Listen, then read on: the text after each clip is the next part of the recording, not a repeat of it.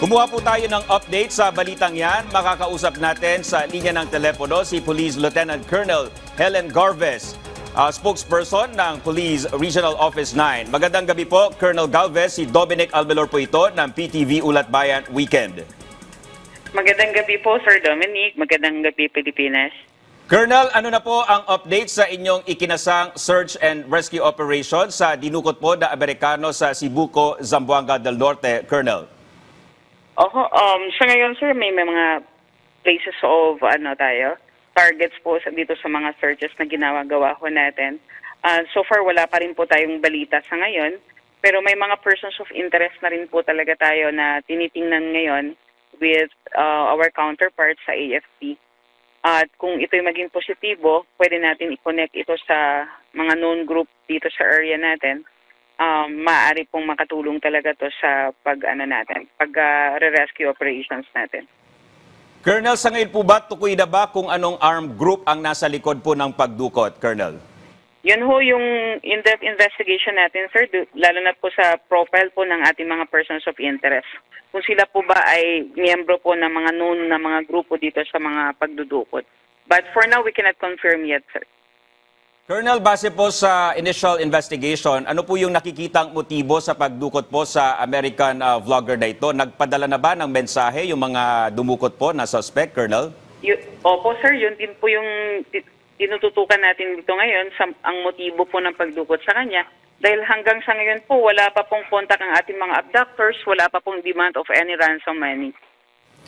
Colonel, balikan lang po natin yung nangyari pagdukot. Tama po ba? Nagpakilala daw ng mga pulis itong armado suspect, Colonel?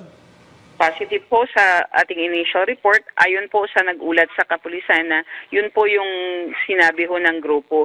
But ayon naman po sa ating verification, wala naman hong any legitimate operations ang ating government forces against him, even sa anong klaseng kaso po. Wala din po siyang record sa ating mga local na kapulisan po dito.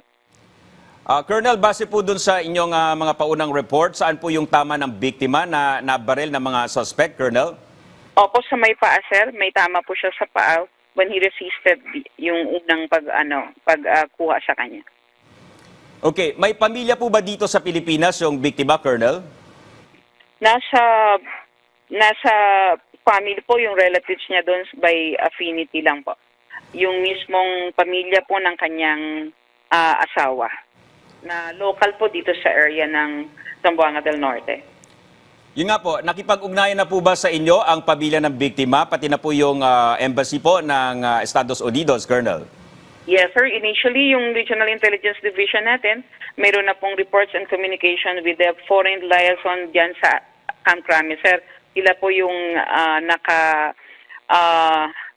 naka-monitor o nakapag-usap po sa embassy, US Embassy po. Colonel, ngayon lang ba ulit may nangyaring kidnapping sa bahaging po yan ng Mindanao, Colonel? Oo, sir. 4 years ago po yung pinaka-last na abduction incident po natin dito. Okay, ano po yung directive sa inyo ng ating PNP chief dito sa insidente ng pagdukot po sa isang dayuhan, Colonel? Opo, yung pinaka-importante dito yung swift na at saka siguradong investigasyon po. Dapat ho alamin namin kung sino talaga yung grupo na hinahabol namin. Napaka-importante rin po na ma-rescue ho namin ng ligtas po ang ating biktima. Colonel, ano po ang ginagawa ngayon ng PNP para maibsan naman po yung takot at pangamba ng mga dayuhang turista na naririto po sa Pilipinas, particular po dyan sa parte po ng Mindanao, Colonel? Yes, sir. Yung quick response natin po ay actually pursuing po yung grupo po ng mga abductors while yung other forces natin nag-ensure ng peace and order doon sa affected areas natin. Ang anti-kidnapping group po ng Mindanao Field Unit Team, sir, is sila din po ang kasama ng pamilya ng biktima na kung saan minomonitor din nila for any possible contact po doon sa subject sa mga abductors ho natin. So for now, wala naman po dapat ipag-alala ng ating mga kababayan dito sa area, especially sa Zamboanga del Norte.